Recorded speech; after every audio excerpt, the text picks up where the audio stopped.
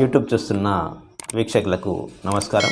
Homeopathy వైద్యంలో mother టించర్లు ఎలాంటి సందర్భంలో వాడుకోవచ్చో గత కొన్ని ఎపిసోడ్లుగా తెలుసుకునే ప్రయత్నం చేస్తున్నాం. అందులో భాగంగా సరసప్రిల్ల అనే మదర్ టించర్ను ఎలాంటి సందర్భాల్లో వాడుకుంటే ఉపయోగకరంగా ఉంటుందో ఈ ఎపిసోడ్లో తెలుసుకునే ప్రయత్నం చేద్దాం. ముఖ్యంగా చాలా మందిలో స్కిన్ ఎలర్జీ సమస్యలు చూస్తుంటాం.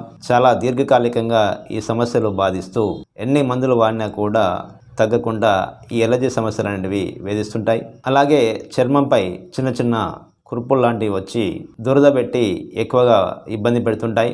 ఇలా దీర్ఘకాలికంగా బాధించే చర్మ సమస్యలకు ఈ యొక్క సరసప్రిల్ల అనే మదర్ టించర్ చాలా బాగా పనిచేస్తుంటుంది. అలాగే కుడివైపు వచ్చే కిడ్నీ స్టోన్స్ కూడా ఈ యొక్క సరసప్రిల్ల మదర్ టించర్ వాడుకోవడం వల్ల కిడ్నీ స్టోన్స్ అనేటివి తేలికగా కరిగిపోయే స్వభావాన్ని కలిగి ఉంటాయి.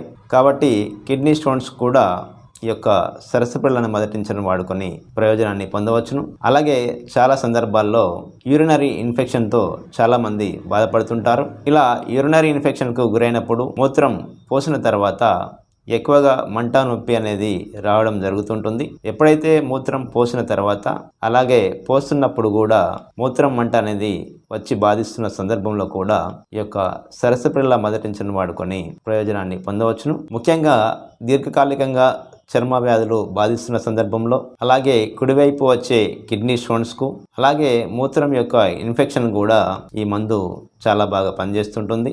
ఈ మందును వాడుకునే విధానాన్ని ఒకసారి చూసినట్లయితే ఈ సరసప్రిల్ల మదర్ టించర్ను ఉదయం 15 చుక్కలు, సాయంత్రం 15 చుక్కలు చొప్పున ఒక హాఫ్ కప్ వాటర్లో వేసుకొని తాగాల్సి ఉంటుంది. ఇలా సుమారుగా 2-3 వారాల పాటు ఈ యొక్క మందును వాడుకోవాల్సి ఉంటుంది.